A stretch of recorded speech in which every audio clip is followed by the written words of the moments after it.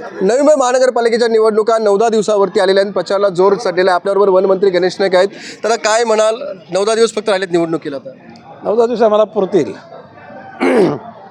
असं म्हटलं जातं की पोहण्याच्या स्पर्धेकरता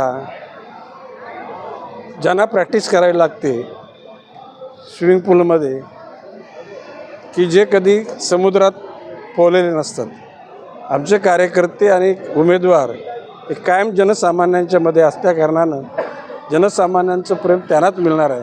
त्याच्यामुळे आम्हाला कधी चिंता नाही. गेली 25 वर्ष तुम्ही कुठल्याही पक्षात असाल तरी एक हाती सत्ता तुम्ही नवी मुंबईची ठेवलेली आहेत. आता काय विश्वास वाटतो तुम्हाला? यावेळेला सुद्धा जरी युती तुटली असली तरीसुद्धा RPIने आमची साथ सोडली नाही, रामदासजी आठवलेंचे. आणि म्हणून भारतीय जनता पक्ष आणि RPI आठवले गट यांचे उमेदवार निवडून येणार आणि त्याच युतीचा महापौर या महाराष्ट्राच्या अतिशय लाडक्या शहर नवी मुंबईमध्ये होणार. नवी मुंबईमध्ये आता भाजपा शिवसेनेची युती नाही आहे, तर खरी लढाई आता सेना आणि भाजपामध्ये सुरू आहे नवी मुंबईत.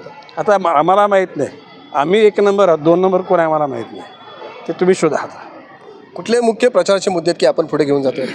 नवी मुंबईचा विकास, नवी मुंबईच्या पाण्याचा अनुषंगानं वितरण आणि स्वच्छता देशामध्ये नवी मुंबई एक पहिली ठरली. स्वच्छतेच्या क्षेत्रात तर सातत्याने 1 नंबर ठरली.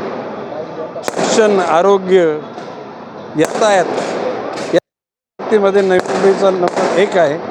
भविष्यकालामध्ये नवी मुंबईच्या जनतेच्या सगळ्या सुखाकरता आमचे कार्यकर्ते सक्रिय राहतील आणि जागृत, हा विश्वास मी व्यक्त करतो. आपण पाहतो या ठिकाणी आहे ते नवी मुंबई जागृत असल्यामुळे परत आपल्याला सत्तेमध्ये बसतील असा विश्वासाने व्यक्त केला आहे. विनायक पाटील, ABP माझा, नवी मुंबई.